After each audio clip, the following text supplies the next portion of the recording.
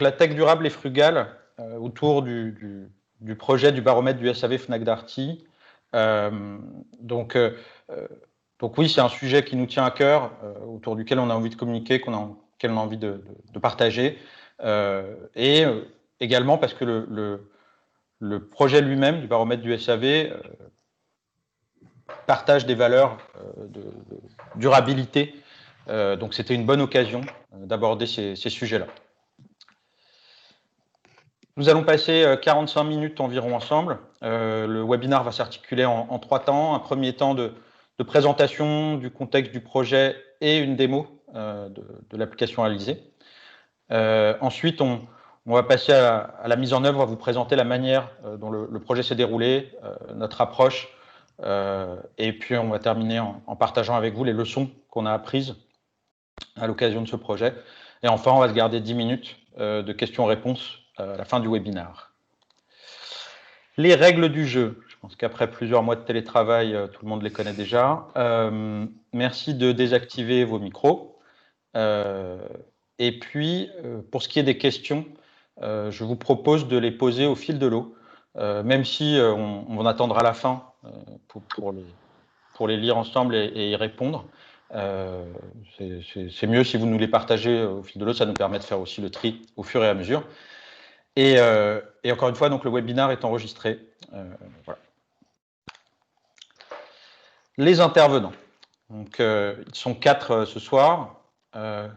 Côté Fnac Darty, nous avons Isabelle Urba, qui est data analyst en charge de l'allongement de la durée de vie des produits et qui était en charge du pilotage de ce projet de baromètre du SAV. Et nous avons, côté Fnac Darty également, Régis Koenig, qui est responsable de la stratégie et des services d'allongement de la durée de vie des produits au sein de Fnac Darty. Côté Suricat, Olivier Poncet, qui cumule chez Suricat Consulting des fonctions de direction technique, de responsable R&D, de responsable de projet de prototypage et de responsable de projet tech en règle générale, et de savant fou à ses heures perdues, et Lucille Desfours, qui est une développeuse full stack, mais pas que, parce qu'elle aussi, elle a un côté géo trouve tout, elle aime bien aussi jouer avec les imprimantes 3D, l'IA, plein de sujets. Très rapidement, je vais vous parler, pour ceux qui ne nous connaissent pas, de Suricat Consulting autour de nos valeurs. Donc Suricat Consulting, c'est une société qui a environ 5 ans d'existence et qui est spécialisée dans la transformation digitale.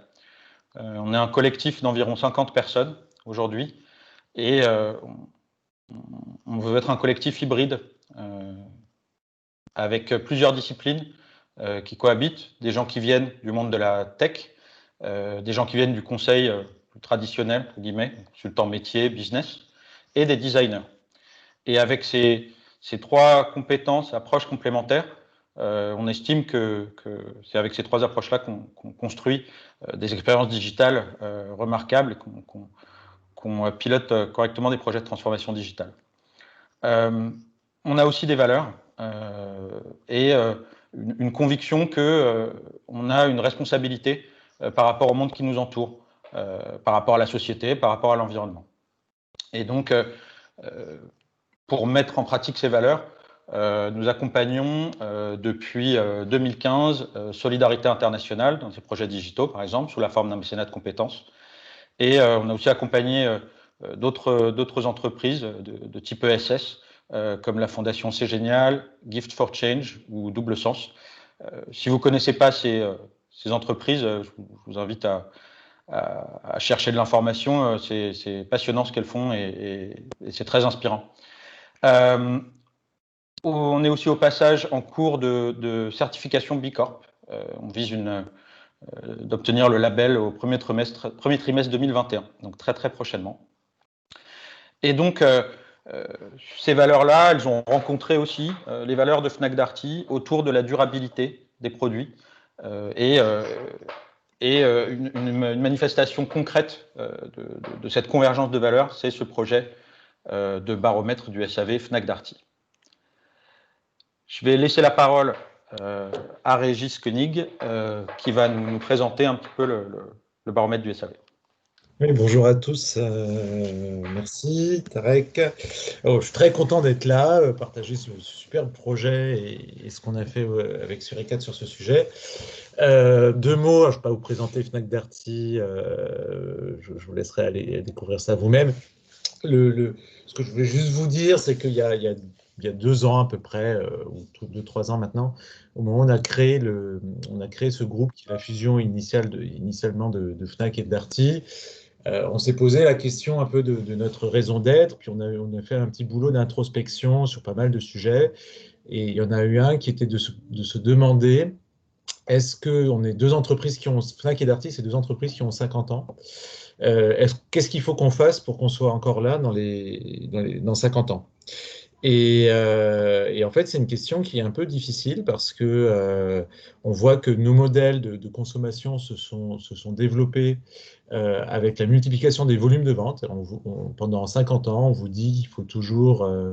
D'abord, il fallait s'équiper, acheter un lave-linge, une télé, un frigo, puis après un deuxième télé, un deuxième smartphone, 4 smartphones par foyer, etc. On voit que tout notre développement s'est basé sur les volumes de vente et que ce modèle-là de surconsommation, quelque part, arrive à ses limites parce qu'on arrive simplement aux limites de ce qu'est capable de fournir la planète de manière soutenable et que bah, si on tire simplement le trait, on va dans le mur. Voilà. Et on est sûr qu'on ne pourra plus exister sur ce modèle-là pendant encore 50 ans. Donc, du coup, on est un peu retourné sur nos valeurs, on s'est posé la question de ce qu'on pouvait faire et on a deux trucs un peu géniaux côté Fnac et côté Darty. Alors, côté Fnac, c'était quoi? C'était le labo Fnac qui historiquement teste les produits de manière indépendante pour donner une information transparente aux consommateurs. Et côté Darty, le SAV historique, qui sont deux choses qui ont été créées vraiment au tout début de Fnac et au tout début de Darty pour le SAV. Et on se dit, bah, pourquoi est-ce qu'on ne réunirait pas tout ça et qu'on n'essaierait pas de donner aux consommateurs une information sur la durée de vie des produits? Pourquoi? Parce que tout simplement, si on allonge la durée de vie des produits, on va réduire le besoin en matières premières pour fabriquer des nouveaux produits et on va aussi réduire du coup les émissions en CO2 nécessaires pour fabriquer tous ces produits. Juste deux chiffres, hein, quand vous avez un téléviseur chez vous, 80% du CO2 qu'il émet tout au long de sa vie, il est fait au moment de la fabrication. Et ensuite, il n'y a que 20% qui sont l'utilisation, la distribution, le recyclage, etc. Donc 80% c'est la fabrication. Puis deuxième chiffre, si vous allongez juste d'1 an la durée de vie des produits que vous avez chez vous, vous réduisez de 15% les déchets électroniques produits en France. Voilà. Donc l'enjeu de la durée de vie des produits, c'est quelque chose de vraiment très important. Alors comment l'adresser? Bah, en fait, on a un outil aussi qui est fantastique, qui est notre SAV, et on a quelque chose qui est un peu rare, qui est le fait qu'on soit en même temps distributeur et réparateur. Ce qui fait qu'on a une vision un peu de data 360, c'est-à-dire qu'on sait combien on a vendu de produits, et sur tous les produits qu'on a vendus, combien sont tombés en panne. Et ça, des entreprises qui ont ces deux armes-là, c'est-à-dire ces deux bras-là, c'est-à-dire le bras de la vente et le bras de la prévente, il y en a 3 ou 4 au monde. Et ça nous permet d'avoir des données que personne n'a. Par exemple, vous prenez n'importe quel fabricant de lave-linge, il pourra vous dire quelle est la fiabilité de ses appareils à lui, mais il ne pourra pas se benchmarker avec ses concurrents, par exemple. D'accord? Parce qu'il n'a pas les données de ses concurrents. Vous prenez un distributeur, ben, il n'a pas les données d'après-vente. Les réparateurs, ils n'ont pas les données de vente. Donc en fait, nous, on a toutes ces informations-là et on s'est dit, ces informations-là, pourquoi on ne les rendrait pas publiques? Voilà, pour allonger la durée de vie des produits et pour pousser les marques et les consommateurs à acheter mieux et les marques à faire des produits qui durent plus longtemps. Et c'est ce qui nous a conduit à lancer le premier baromètre du SAV en 2018, la première édition. Il y avait 15 catégories de produits là-dedans. On a donné un podium des marques, etc. Puis depuis, on fait le baromètre du SAV tous les ans. Donc il y a une édition 2018, une édition 2019. Ce qu'on vous présente aujourd'hui, c'est l'édition 2020. L'édition 2020 qui a introduit quelque chose d'assez nouveau, si on peut passer juste à la slide suivante, qui est un score de durabilité. Je ne vais pas rentrer dans tous les détails, mais en gros, un produit durable, c'est un produit qui est fiable, c'est-à-dire qui ne tombe pas ou qui tombe peu en panne. Donc ça, on l'a après à travers toute la data qui est collectée par nos techniciens sur le terrain. On fait 2,5 millions d'interventions par an. Et il faut qu'il soit réparable, c'est-à-dire qu'il faut que quand il tombe en panne, parce que tous les produits finissent par tomber en panne un jour, il faut qu'on puisse le réparer. Et c'est la combinaison de ces deux choses-là, la fiabilité et la réparabilité, qui va faire que votre produit va durer longtemps. Donc ça, c'est quelque chose qu'on a introduit pour la première fois dans le baromètre 2020. Et donc, vous voyez que là, déjà, on est passé d'un classement à de la data, c'est-à-dire qu'on a voulu communiquer ces scores de fiabilité, ces scores de réparabilité et la moyenne des deux qui donne la durabilité. Ce qu'on a aussi fait, c'est qu'on est passé de 15 catégories de produits à 63 catégories de produits, d'accord, dans le baromètre 2020. Et donc, en fait, on a multiplié la quantité d'informations qu'on voulait donner aux consommateurs. Et alors que les années précédentes, du coup, on avait distribué le baromètre sous forme d'un PDF, là, on s'est dit qu'on ne pouvait pas faire un PDF avec 63 pages, une page par catégorie. C'était complètement indigeste pour les consommateurs. C'était indigeste aussi pour la presse, parce qu'il y a tout un pan de notre action qui est de l'éducation à travers les journalistes et à travers la presse. Et donc, on s'est dit, on va faire un outil de visualisation qui permet de naviguer de manière un peu ludique à travers toutes ces datas. Et donc, c'est cet outil-là, en fait, qu'on a présenté lors des assises de l'économie circulaire qu'on a fait avec l'ADEME là, en septembre dernier, et qu'on a développé avec Suricat, et qu'on va vous présenter tout de suite. Vous allez voir comment, à travers quelque chose de très interactif, de très ludique, on arrive à mettre toutes ces informations-là, 63 catégories de produits, la durabilité, le classement des marques, etc. etc. Je vais laisser la parole, du coup, à notre maître d'œuvre du sujet, c'est Isabelle, qui va vous présenter tout ça. Merci Régis. Alors, je vais vous partager du coup mon écran. Vous allez me dire si c'est bon. Donc là, normalement, vous devez voir le baromètre. C'est bon. Quelqu'un peut juste me faire le signal. C'est bon? Ouais, c'est bon, vous voyez ou pas? Oui, impeccable. Oui, c'est bon. Ok, top. Alors du coup, comme l'a dit Régis, en fait, l'enjeu, c'était de présenter donc, ces 63 catégories de façon très compréhensible, puisque vraiment, notre enjeu, c'est que l'outil soit utilisé et aussi qu'il soit un petit peu ludique et tout à fait compréhensible pour les utilisateurs. Donc, on est parti sur cette idée des bulles encastrées les unes dans les autres, où on a en fait regroupé les catégories de produits par univers que vous voyez là. Et déjà, on a une première vue. Donc, cette vue globale elle nous permet de comparer un petit peu chaque rayon, puisque chaque bulle enferme des plus petites bulles dont la couleur correspond en fait à un score de durabilité. Donc, plus c'est jaune, meilleur est le score de durabilité. Et là, tout de suite, ce qu'on peut voir, c'est que les catégories type lavage, cuisson, cuisine, froid, enfin d'ailleurs plutôt froid, sont beaucoup plus claires. Donc, en fait, elles ont des meilleurs scores de durabilité. Ça correspond aux catégories du gros électroménager qui se distinguent de la Smart Tech, par exemple, en haut, et du son, dont les petites bulles sont plutôt orange. Donc, ensuite, on peut zoomer en fait dans chaque bulle. Alors, par exemple, si je veux acheter un aspirateur, donc je vais aller voir la catégorie du sol. Déjà, je peux voir que son score de durabilité est à 102 et on a ensuite, comme vous l'expliquait Régis, on a en fait le détail de la fiabilité et de la réparabilité et de la disponibilité des pièces détachées. Donc, si on zoome dedans, on va pouvoir voir les aspirateurs avec sac, sans sac et balai. Donc, si je me demande quelle est la technologie, finalement, la catégorie qui est la plus durable, je vais pouvoir glisser la souris et avoir les scores. Donc, on est à 135 pour les aspirateurs avec sac, 121 pour les aspirateurs sans sac et 71 pour les aspirateurs balais. Alors, donc, déjà, je peux me dire que je vais prendre un aspirateur avec sac. Si on a juste la curiosité de se demander pourquoi on a ces différences de score, on voit qu'en fait, c'est au niveau de la fiabilité que ça se joue, puisqu'un aspirateur balai, il a 26 en fait en fiabilité, ce qui est dû principalement à des problématiques liées à la batterie. Donc, une fois que je vais zoomer dans la case de l'aspirateur avec sac, on va avoir le récapitulatif de la catégorie au centre, avec le score de la durabilité, puis le podium des marques dont vous parlez, Régis. Donc, on a affiché en fait les marques qui avaient tout un score de durabilité supérieur à cette moyenne-là. Et on va pouvoir consulter le détail à chaque fois pour chaque marque de leur score avec leur fiabilité, leur réparabilité, leur disponibilité des pièces. Si on cherche donc, si on regarde à gauche, on a aussi d'autres données qui sont assez intéressantes puisqu'elles sont liées au comportement des utilisateurs. Donc, on voit les achats consécutifs à une panne. Donc, quelle est la cause en fait d'achat d'un aspirateur? Seulement dans la moitié des cas, c'est dû à une panne. Sinon, ça peut être dû à un premier achat, un cadeau, ce genre de choses. Et on a aussi le taux de recyclage des appareils. Donc, on va voir que sur le petit électroménager, ça va être beaucoup plus faible que sur le gros électroménager, où là, il y a tout un process qui est mis en place pour récupérer en fait les anciens appareils, les appareils en panne. De l'autre côté, tout à droite, vous avez les données plus liées au SAV qui sont assez intéressantes puisque les interventions sans pièces, c'est nous ce qu'on appelle les fausses pannes puisque c'est des pannes qui auraient pu être résolues par l'utilisateur lui-même sans intervention.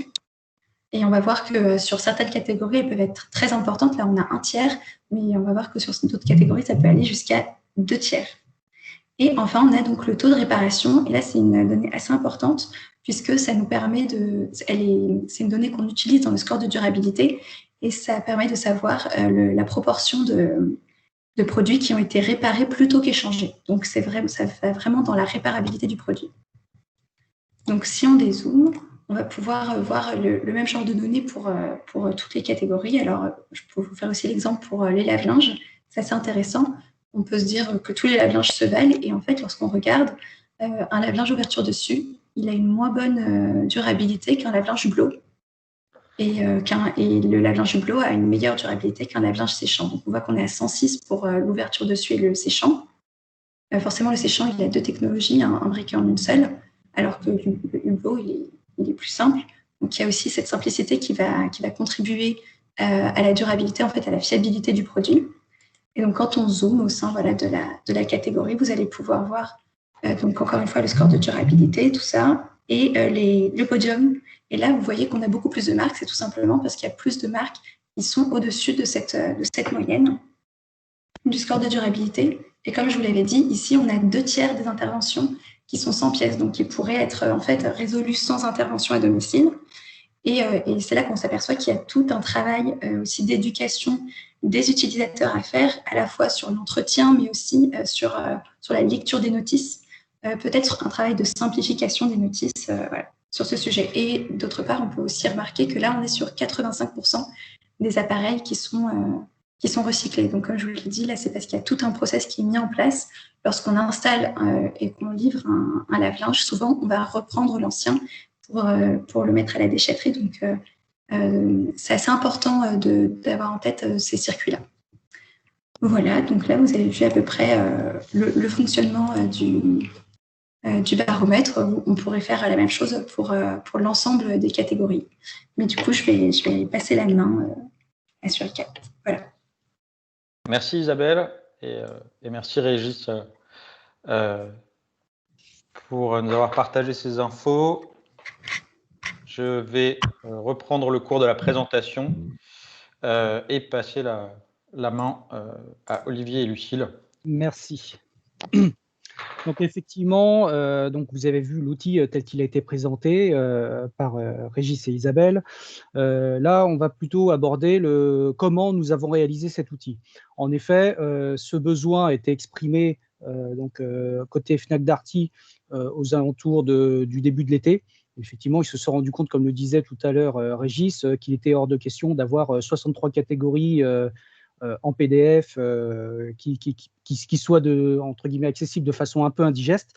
Et donc, le partenariat que nous avons déjà avec Fnac Darty, ils nous ont posé la question de savoir est-ce qu'il y avait la possibilité de pouvoir réaliser donc, un outil qui soit un outil numérique et qui soit un outil interactif et qu'on puisse mettre à disposition de tout à chacun directement sur le site de Fnac, puisqu'aujourd'hui, cet outil est accessible sur le site de Labo Fnac. Je vois que Régis a mis le lien dans les commentaires. En fait, le besoin nous est arrivé comme suit, c'est-à-dire le fait d'avoir une transposition de ces informations des PDF au travers d'un outil numérique accessible par le web, qui soit simple, accessible, utilisable par tous et depuis n'importe quel terminal, et dont le déploiement là maintenant soit assez simplifié dans le sens où ça devait s'intégrer directement dans l'infrastructure existante du site du Labo Fnac. Et ce besoin donc, faisait vraiment une grande part sur l'interactivité et la réactivité de l'outil, donc avec une navigation simple, une navigation rapide, efficace, et comme le disait tout à l'heure Régis et Isabelle, quelque chose qui soit assez ludique, c'est-à-dire pour lequel on se prenne un petit peu l'envie d'aller naviguer dans les différentes catégories en zoomant, dézoomant, etc. Donc ça, c'est le besoin tel qu'il nous est arrivé. Je laisse passer. Les contraintes. Évidemment, ce besoin est arrivé donc, aux alentours de mi-juillet. Et les contraintes, c'était avant tout un délai très court. En effet, Régis en a parlé tout à l'heure, cet outil, ce nouveau baromètre du SAV édition 2020, se devait d'être présenté auprès de la presse le 8 septembre 2020, sachant qu'effectivement nous étions en période estivale, qu'il y avait les vacances, ce qui a fait donc, que nous avions un délai assez court, donc une date de livraison imposée, un budget évidemment plafonné. L'idée, ce n'était pas de dépenser 3 millions d'euros sur cet outil, mais d'avoir plutôt une approche capacitaire en se disant, sur un budget contraint, qu'est-ce que nous sommes capables de produire pour aller vers notre objectif. Et surtout, de mettre l'emphase sur une méthodologie simplifiée. En effet, Isabelle, qui était responsable de ce projet côté Fnac Darty, avait aussi ses contraintes projet de son côté. Nous avions aussi les nôtres. L'idée était surtout de limiter l'overhead sur le projet et donc de limiter tout ce qui était, on va dire, gestion de projet un peu trop poussée et plutôt de maximiser notre temps, notre efficacité sur le développement de l'outil en tant que tel. Ça, c'est quelque chose qui est assez fondamental sur ce projet. C'est ce qui nous a permis de pouvoir délivrer dans les temps impartis. Je te laisse, voilà. Donc, comment nous y sommes pris? Alors, évidemment, dans l'idée de Fnac et de Darty, ils voulaient passer à un outil numérique. Il y avait quelques idées élémentaires qui existaient déjà dans leur tête, sauf qu'effectivement, le projet en lui-même n'était pas formalisé. Il a fallu partir sur une feuille de route que nous partagions, tant techniquement que visuellement, que sur des contraintes fonctionnelles, j'oserais dire. Donc, nous avons procédé donc avec Lucille, qui m'a accompagné sur ce projet, déjà une première phase de cadrage flash où nous sommes enfermés, alors enfermés c'est un bien gros mot, on va dire en distanciel, enfermés en salle pendant 2 jours, sur lequel nous avons procédé à un cadrage flash qui nous a permis de sortir les idées directrices du projet. Globalement, c'est la première partie, c'était le prototypage de l'interface. Qu'est-ce que nous devions retrouver comme indicateur? Quels étaient les indicateurs qui étaient importants? Comment les matérialiser à l'écran en termes de couleurs, en termes de positionnement, par rapport aussi en prenant modèle un petit peu sur les anciens baromètres format PDF, tout en gardant aussi une coloration qui soit dans le design Fnac et Darty. Donc tout ça, il a fallu que nous fassions un petit peu de remue-ménage en séance. Et donc nous avons procédé à 2 jours de cadrage en procédant à des séances, à chaque fois des itérations qui duraient 2 à 3 heures, c'est-à-dire 2 à 3 heures de réflexion qui nous permettaient de sortir nos idées.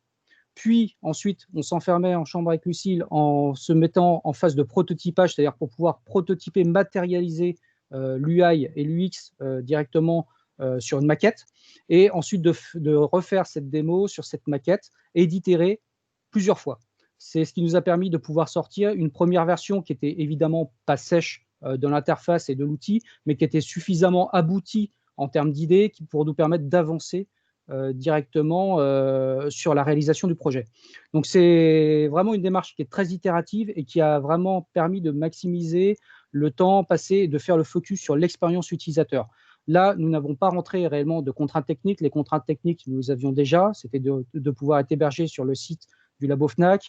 Nous savions qu'il était hors de question derrière de mettre une infrastructure incroyable puisque le temps était compté.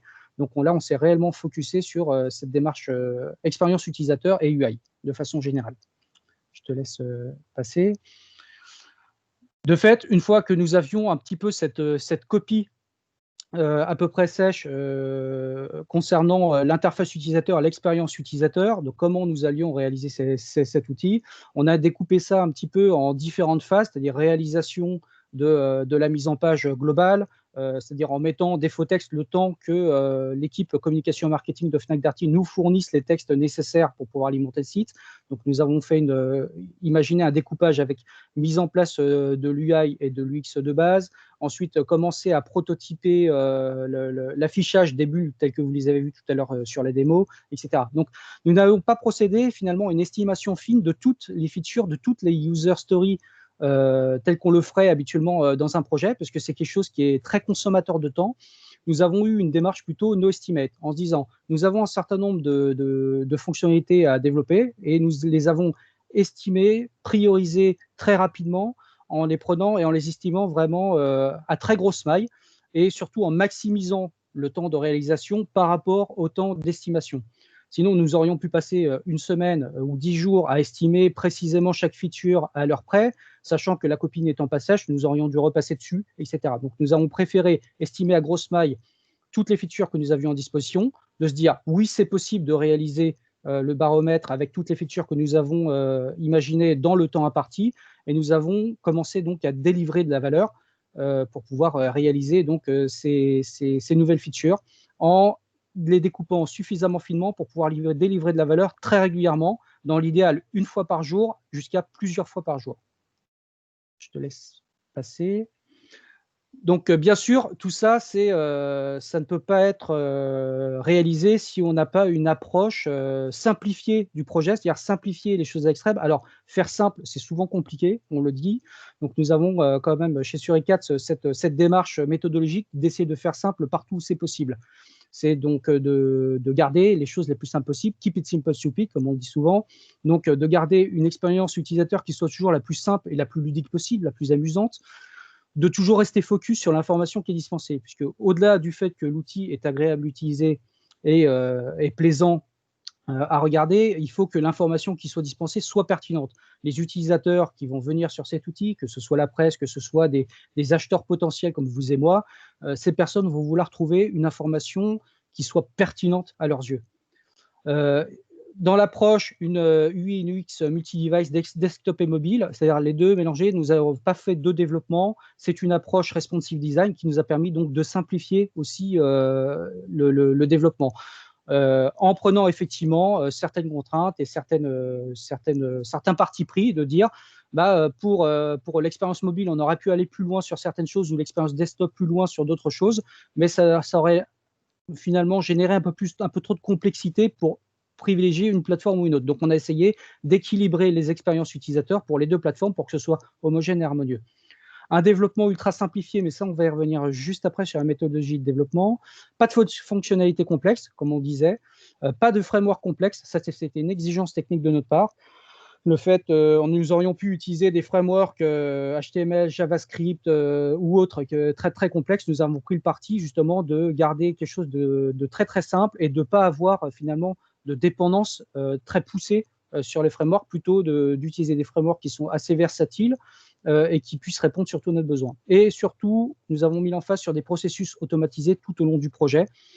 Cette partie-là, je vais y revenir un petit peu plus tard, mais c'est ce qui nous a permis aussi de nous focuser, de nous concentrer réellement sur la partie réalisation, et non pas sur le comment je vais délivrer la prochaine version à notre partenaire, en se disant je vais devoir y passer 1 heure pour packager, pour le délivrer, pour l'installer, etc. Donc toute cette partie automatisation, je vais y revenir juste après. Je te laisse tourner. Voilà. Bien évidemment, Tarek l'a présenté tout à l'heure, nous partageons des valeurs avec Fnac Darty, des valeurs que je qualifierais d'économiques, c'est-à-dire donc qui vont et dans le sens de l'écologie et dans le sens de l'économie en tant que telle. Nous avons pris le parti de ne pas utiliser de back-office pour cet outil. Cet outil est totalement autoportant et n'a pas de back-office intégré, ce qui permet donc de simplifier nettement les développements et de pouvoir aussi de renforcer la sécurité. Pas de base de données. Nous allons y revenir juste après. En fait, les données sont déjà pré-analysées et pré-mâchées du côté d'Isabelle, au-delà de l'expérience forte qu'ils ont en termes de data analyse. Et donc, toutes les données sont pré-analysées à l'avance et nous sont fournies sous la forme de fichiers statiques qui sont chargés dans la section.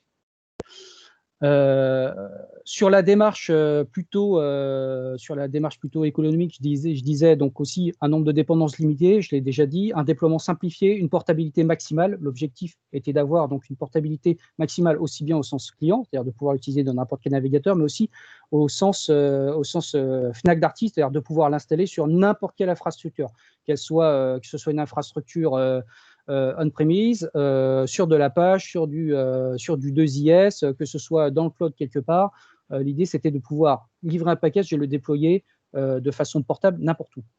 Ce qui a permis aussi d'avoir cet aspect économie en infrastructure, donc une économie en termes d'économie financière, mais aussi en termes d'économie écologique, puisqu'on a une infrastructure évidemment qui est très, très simplifiée.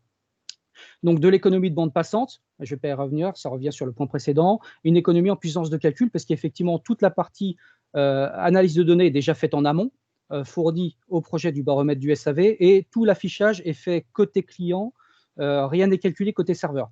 Donc, ce qui fait effectivement des économies en termes de puissance de calcul et donc des économies en termes écologiques et économies côté Fnac Darty.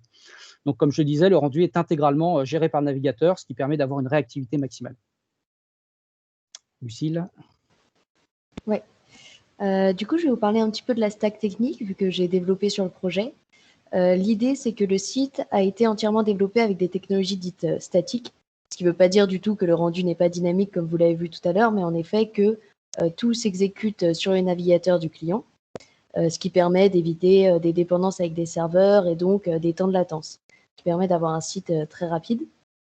Les données ensuite, donc on n'utilise pas de base de données, tout est directement sur des fichiers CSV qui sont chargés par le JavaScript, et donc ça permet à Fnac Darty de pouvoir les modifier ou les mettre à jour très facilement et d'être complètement autonome vis-à-vis de cette gestion de données. Si l'année prochaine, ils veulent faire une nouvelle version avec leurs nouvelles données SAV, ils auront juste à remplacer le fichier et ils n'auront même pas à faire appel à nous. Donc, pour afficher nos graphiques, on a utilisé une librairie JavaScript qui s'appelle D3JS et qui permet de gérer notre affichage de graphiques, de bulles, tout ce que vous avez vu, en fonction de la structure des données directement. C'est un logiciel libre, ce qui est plutôt avantageux, dans le sens où on ne va pas être dépendant de frameworks propriétaires. Et on va pouvoir générer de l'HTML, du CSS et des SVG, donc des dessins vectoriels, en fonction de nos données. Ça nous a permis aussi de rendre notre site complètement responsive. Les graphiques vont s'adapter à la taille de l'écran, l'affichage aussi, pour avoir quelque chose de plus épuré un petit peu sur mobile. Et le fait d'utiliser ces technologies qui sont très connues et très éprouvées, ça nous a permis d'assurer une réelle stabilité au baromètre et de ne pas être dépendant d'une potentielle évolution d'une librairie ou quoi que ce soit. Et surtout, d'être très efficace sur le développement, d'aller très vite et, comme vous l'a dit Olivier, de pouvoir déployer des fois plusieurs versions dans la journée pour avoir des retours le plus rapidement possible de l'équipe de Fnac Darty et d'y aller vraiment en mode agile et en mode itératif. Donc, je vais laisser Olivier vous présenter un petit peu tout ce qui a été intégration continue sur la slide suivante. Tout à fait. Donc, effectivement, cette stack technique que nous avons utilisée est très simple. Donc, on s'est basé sur des technologies qui sont très connues, le HTML, le CSS3, le JavaScript et D3JS vraiment en renfort en termes de data visualisation, ce qui nous a permis donc d'avoir un développement qui était très actif, très rapide, très efficace. Et pour maximiser cette efficacité, plutôt que effectivement de faire des opérations de mise en pré-production, de mise sur plateforme de test manuelle ou de livraison manuelle auprès de Fnac Darty, nous avons pris le parti effectivement d'intégrer ça dans notre usine logicielle. Alors chez Suricast, nous sommes équipés d'une usine logicielle avec un hyperviseur de virtualisation qui est Proxmox, qui nous permet donc de créer des machines virtuelles, des conteneurs à la volée et de façon totalement automatisée, et une usine logicielle donc, qui est GitLab, qui est notre référentiel de source, qui nous permet aussi d'implémenter tout ce qui est intégration continue et livraison continue. Toute cette partie nous a permis effectivement de pouvoir nous concentrer essentiellement sur le développement, parce qu'une fois que l'intégration continue était mise en place, que le déploiement continu était mis en place, finalement, la livraison d'une nouvelle version sur une plateforme de test, voire la livraison d'une nouvelle version en termes d'archives à notre partenaire Fnac Darty, n'était que l'affaire de faire un commit dans le source et de le pousser sur notre usine logicielle, l'usine logicielle détectant cette opération et faisant directement les opérations que nous aurions fait manuelles de façon automatique et pour déployer la nouvelle version et donc la mettre à disposition de notre partenaire, ou de générer directement une archive qui était, que nous pouvions envoyer directement aux responsables infrastructure de Fnac Darty pour installation sur la plateforme de test. Cette partie industrialisation très poussée, alors on pourrait se dire qu'elle est un petit peu, je qualifierais un petit peu d'overkill pour un tout petit projet comme celui-ci, parce que je le rappelle, ce projet s'est étendu donc entre le mi-juillet et donc début septembre. Nous avions finalement, entre les congés, donc la période estivale, etc., à peu près 3 semaines pour sortir le projet dans les temps. Donc, cette partie industrialisation nous a réellement permis de mettre en place une véritable agilité. C'est-à-dire, dès que Lucile avait fini d'implémenter une fonctionnalité, alors une fonctionnalité qu'elle soit purement visuelle ou une fonctionnalité qui soit de data visualisation, elle poussait directement sa version sur l'usine logicielle. Et l'usine logicielle s'occupait directement de déployer la nouvelle version sur une plateforme de test qui était mise à disposition instantanément, dans la minute qui suivait, à Isabelle, qui pouvait tout de suite tester, faire ses retours et donc rentrer dans une boucle d'itération très très courte entre eux et nous, et donc d'intégrer tout de suite les modifications, soit les modifications qui soient d'ordre cosmétique, soit d'ordre UX ou UI, de façon générale sur le projet. Donc on peut dire vraiment que ce sont des outils en termes d'industrialisation dont il ne faut pas se passer. Que le projet soit petit, donc comme celui-ci qui a duré qu'une poignée de semaines, ou que le projet soit très très gros, dure des mois ou des années, aujourd'hui, on peut dire qu'effectivement, ce genre d'outils d'industrialisation, on ne peut pas s'en passer. C'est quelque chose sur lequel il ne faut pas faire la passe parce que ça permet vraiment d'apporter une vraie qualité focusée donc sur le delivery. Ça permet aussi d'implémenter des tests de qualité de façon automatique chaque fois qu'on pousse une nouvelle version, donc de s'assurer par exemple que le code était conforme aux normes HTML, CSS, etc. Donc avec des scripts qui pouvaient tester automatiquement la qualité du code, de pouvoir tester aussi éventuellement la sécurité du code lorsque c'est nécessaire, et de pouvoir effectivement délivrer toujours de la même façon et de façon très active, d'avoir une boucle d'itération très courte avec le partenaire. Je laisse passer la suite. Lucile. Ouais. Pour la livraison, donc pour conclure un petit peu toutes ces étapes, l'idée c'est que vu qu'on n'a fait appel à aucune dépendance externe et qu'on a téléchargé par exemple directement notre version de D3JS dans notre code source, ça a été très facile de livrer. En fait, notre site s'est retrouvé complètement autoporteur et son comportement ne pouvait pas du tout varier en fonction des mises à jour de librairie. En plus de ça, on pouvait l'installer sur n'importe quel serveur web, que ce soit Apache ou Nginx, ce qui a permis au final de tout simplement envoyer notre code source à l'équipe responsable du site Labo Fnac, qui a eu qu'à les télécharger, les mettre sur l'URL du site et l'affaire était pliée. Donc on n'a pas eu de problème d'intégration ou de problème de dépendance et ça s'est fait vraiment très facilement, notamment grâce à cette usine logicielle qui nous a permis de tester au fur et à mesure nos différentes intégrations et nos différentes fonctionnalités. Voilà un petit peu pour l'aspect projet, côté sur iCAD-Tech. Merci Lucile, merci Olivier. On va enchaîner sur les leçons apprises. Côté Suricat, on a sorti 3 points de ce projet, de cette expérience. D'abord que cette approche frugale qu'Olivier et Lucile vous ont expliqué, elle nous a vraiment permis une implémentation sans compromis. En fait, on s'est rendu compte, en prenant du recul après le projet, qu'on avait vraiment délivré le maximum de valeur à tous les niveaux, qu'on ne s'était pas limité. Voilà, évidemment, on est limité par le budget, les délais, mais qu'en fait, on avait vraiment l'impression d'avoir fait beaucoup moins de compromis avec cette approche-là que si on avait pris une approche plus traditionnelle. Deuxième leçon apprise sur la méthode NoEstimate, qui est quelque chose qui a l'air un petit peu iconoclaste, dit comme ça, mais cette méthode NoEstimate, elle nous a permis d'être hyper efficace, mais elle nous a surtout permis d'être hyper efficace parce qu'en face, on avait côté Fnac Darty une vraie expertise métier et une vraie maturité dans la gestion des priorités de la stratégie. Et si on n'avait pas eu ce miroir-là à côté Fnac Darty, ça n'aurait peut-être pas fonctionné aussi bien. La méthode NoEstimate, elle fonctionne bien quand il y a une envie commune, et c'est un peu le troisième point, relation partenariale et transparente avec nos clients.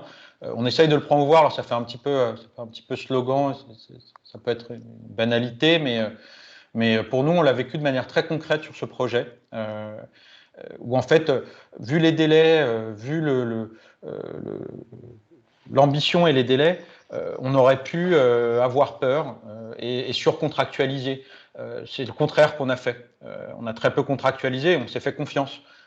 Et finalement, c'est cette confiance et le fait de pouvoir délivrer très très vite très fréquemment, qui nous a permis de construire quelque chose de manière hyper efficace. Je vais passer la parole à Régis sur les leçons apprises aussi côté Fnac Darty. Oui, oui, quelques points. La première chose, c'est, j'aime bien cette phrase, le succès vient du fait qu'on s'est donné les moyens de nos ambitions. Ça donne toujours l'impression que ça a coûté cher et qu'on s'est donné beaucoup de moyens. En fait, c'est juste l'inverse. C'est-à-dire qu'on s'est donné les moyens en termes de temps humain et aussi d'arbitrage, parce qu'on a renoncé tout au long du projet, pour justement maintenir des ambitions très élevées. Et quelque part, on a préféré garder systématiquement la volonté d'avoir, comme je disais, quelque chose de très ludique, de très facile à utiliser, d'assez joli. Alors, j'ai les goûts et les couleurs, ce truc, mais fallait que ce soit propre. Et c'était ça notre fil directeur. Et on était très ambitieux là-dessus, parce qu'on sait que c'est ça qui allait faire que les gens l'utilisent ou pas. Et on a arbitré sur pas mal d'autres choses. On avait plein d'idées pour mettre des choses en plus, afficher les données différemment, etc. Et en fait, entre le début du projet et la fin, en fait, on a plutôt enlevé des choses pour garder ce niveau d'ambition qu'on avait sur l'utilisabilité du projet, et on n'a fait aucun compromis du coup sur cette ambition-là, sur ce niveau d'exigence. Deuxième point, bon, ça j'ai fait beaucoup de projets dans ma vie, et un truc qui est vraiment une leçon qui mérite d'être reproduite, c'est on aurait pu passer à faire un cahier des charges pendant une semaine pour dire tout ce qu'on voulait, et en fait à la fin on aurait eu quelque chose qui ne nous plaît pas, quoi, pour faire court, parce que de ce genre de projet là, en particulier quand on a de la data, tant qu'on n'a pas fait le projet et qu'on n'a pas vu ce que ça donnait, le rendu de la data, on ne sait pas ce qu'on veut, en fait, je dirais presque. C'est-à-dire que moi, je me souviens, on a fait les premiers trucs, on a fait des dessins sur les tableaux de bord, et en fait, le résultat final, il n'a rien à voir avec les dessins qu'on a fait au début. Pourquoi? Parce que simplement, on s'est dit, non, ça marche pas, on voulait présenter comme ça, mais on comprend rien si on présente comme ça. Et c'est un peu comme vous imaginez quand les gens, j'ai des amis qui développent des jeux vidéo, c'est un peu ça, c'est-à-dire qu'ils font le programme, ils commencent à jouer à leur jeu, puis ils se rendent compte que le gameplay, il n'est pas bon, quoi. Et donc, du coup, ils changent le gameplay. Donc, c'est exactement ça. C'est-à-dire que quelque part, si on se concentre sur la réalisation et en étant très, très proche, avec beaucoup d'itérations, et qu'on joue tout le temps et qu'on est soi-même utilisateur, et qu'on s'autorise jusqu'au dernier moment, et c'est le dernier point, à changer les choses encore, on va être beaucoup plus exigeant et précis dans le résultat, et le résultat sera bien meilleur. Et ça, c'est aussi quelque chose, je vous disais, on a passé beaucoup de temps à changer, à renoncer, à modifier des choses pour atteindre le niveau de rendu final que vous voyez là. Parce que aussi, au début, on a dit qu'on allait faire des carrés et des podiums avec des couleurs différentes, etc. Puis quand on l'a vu, on s'est dit, non, c'est pas ça qu'il faut faire. Voilà. Et quelque part, le lendemain, on avait une autre version, puis on en a jeté 3 ou 4 à la poubelle. Hein. Enfin, on n'a pas tout jeté, parce que c'est un des intérêts de la méthodologie qui a été utilisée, c'était que c'était assez rapide, finalement, de modifier le fonctionnement, l'interaction, etc., jusqu'à arriver à ce niveau. Mais il fallait aussi admettre pour nous que la bonne idée du chef qui était de dire on fait comme ça, c'était une bêtise et que c'était pas du tout ça qu'il fallait faire. Et si on avait passé beaucoup de temps, ça reboucle avec mon premier point, à spécifier, faire des cahiers des charges, contractualiser, etc., tout ça, on n'aurait pas eu le temps de le faire. Voilà. En tout cas, pas dans le délai qu'on avait, qui était à peu près de 8 semaines avec 3 semaines ou 4 semaines de congé au milieu, quoi. Donc voilà. Voilà ce qu'on veut partager avec vous. Après, je pense qu'on a quelques questions. On sera ravis d'y répondre. Merci Régis. En effet, il y a quelques questions sur le chat. N'hésitez pas d'ailleurs à nous en poser d'autres. Donc, je ne sais pas si tu vois les questions. Je vais les lire quand même pour ceux qui ne voient pas la fenêtre chat. Sait-on qui utilise le plus cet outil? Marque, grand public, distributeur, etc. Est-il réellement utilisé par le grand public et parvient-il à avoir une influence sur leurs achats? Quel est aussi son impact sur vos fournisseurs? Alors, on ne sait pas trop qui l'utilise. On sait que c'est très consulté. C'est la page la plus vue du site Labo Fnac de tous les temps. Donc c'est quand même, même si on compare sur les résultats des pages qu'on a sur nos sites darty.com et fnac.com, c'est une page qui est très très consultée, ça ne faiblit pas d'ailleurs. Par contre, on n'a pas tellement d'informations sur qui sont les gens qui sont derrière ça pour consulter. Ce que je peux vous dire par contre, c'est qu'on l'a fait quand on a défini les personas de qui était notre premier utilisateur de l'outil. Le premier utilisateur qu'on a voulu, c'était la presse, en réalité. Parce que le baromètre, en fait, pour qu'il ait le maximum d'impact et le maximum de rayonnement, bah, il faut le faire connaître. Et le faire connaître, c'est à travers la presse. Et donc, du coup, on s'est dit, bon, voilà, je suis journaliste au Parisien. Comment que je vais interagir pour que pour que ça me donne envie de faire un bon article et un long article sur le sujet. Voilà. Donc c'est comme ça en fait qu'on l'a un peu imaginé. Évidemment, du coup, c'est utile pour tout le monde, mais en fait, la première répercussion et la médiatisation, quelque part, ou l'évangélisation autour du baromètre, ça a été d'abord par la presse et on l'a conçu comme ça. D'ailleurs, il y a une conférence de presse, enfin, tout le programme de communication était fait comme ça. Et après, bah, forcément, dans tous les articles qui sont parus, bah, il y avait des liens vers le baromètre, et ce qui a redirigé du trafic et qui a fait que bah, c'est un outil qui a été très, très consulté. Sur les critères, sur les décisions d'achat, c'est un peu compliqué de juger parce qu'on ne demande pas aux gens s'ils ont consulté le baromètre ou pas avant. Nos études clients montrent que c'est quand même un outil qui est connu des consommateurs. Par contre, et on sait aussi par ailleurs, parce que toutes nos études le disent, c'est que les clients sont très friands de ce genre d'informations parce que la durabilité, c'est selon les catégories le premier ou le deuxième critère de choix de produits. D'accord ? Donc, vous êtes dans un rayon et vous voyez, je ne sais pas moi, 25 lave-linges. En fait, si vous avez une information sur la durabilité, bah, c'est cette information-là, c'est la première information que vous allez utiliser. Donc, on sait que c'est utilisé pour ça. Ça a une influence sur les comportements d'achat, effectivement, en particulier le podium des marques. Hein. On voit que les marques qui sont en haut ont une accélération. Et ça a eu, bah, par conséquence, un effet évident sur les fournisseurs. Alors, pas cette année, hein, mais depuis 3 ans, depuis qu'on a mené ces initiatives-là. Parce que bah, forcément, à partir du moment où on commence à communiquer des informations aux clients, que ces informations, elles influent sur les ventes, eh ben, nous, on se fait harceler, Isabelle et moi, toutes les semaines, on les appelle. Bon, comment je fais pour être plus haut sur le podium? Comment je fais pour améliorer mon score? Comment je fais ci? Par les commerciaux, pas par les gens qui s'occupent de la qualité. Voilà, hein, ce qui était un peu nouveau là-dedans. Et du coup, on a vu des phénomènes assez intéressant d'augmentation, par exemple, de la disponibilité des pièces détachées sur les appareils pour augmenter la réparabilité et monter dans les podiums, en fait. Voilà. Et ça, typiquement, hein, la moyenne des pièces détachées était plutôt de 7 ans il y a 2 ans. Maintenant, on est plutôt entre 10 et 15 ans selon les marques, quoi. On voit qu'il y a eu un réel effet de toutes ces initiatives-là sur les constructeurs qui veulent, bah, forcément, à partir du moment où on fait ça crée de la compétition, quoi. Donc, en fait, forcément, ça pousse les gens vers le haut. Question suivante. Ces analyses poussent-elles Fnac Darty à envisager d'autres offres de services pour allonger la durée de vie des matériels les plus mal scorés, à exiger plus de qualité et réparabilité de vos fournisseurs? L'opportunité de publier ces datas en open data pour générer de nouveaux services au bénéfice du bien commun est-elle à l'ordre du jour? Oui, alors on vous a présenté le baromètre aujourd'hui, on fait plein d'autres choses. Hein. Donc, le but, c'était pas forcément de faire la publicité de Fnac Darty ce soir. On a pas mal de services, par exemple, parce qu'en fait, le baromètre, c'est quand même un peu compliqué parce qu'il faut consulter, etc. Et puis même au sein d'une marque, en fait, on voit que les meilleures marques, c'est des marques qui arrivent à être constantes, c'est-à-dire qu'ils n'ont aucun produit qui a de problème. Et en réalité, produit par produit, il peut y avoir d'assez gros écarts, même au sein d'une marque. Donc, on a lancé, par exemple, c'est Isabelle qui s'occupe de ça aussi, une sélection de produits qui s'appelle Choix Durable, qui sont dans chaque gamme de prix, en gros, le produit qui a le meilleur score de durabilité. D'accord ? Et ça, vous allez le voir sur le site darty.com, vous allez le voir en magasin, c'est des gros macarons. Je vous enverrai, si vous voulez, le lien dans le chat là tout à l'heure, qui sont certifié, tamponné par notre SAV, le produit le plus durable dans une gamme de prix.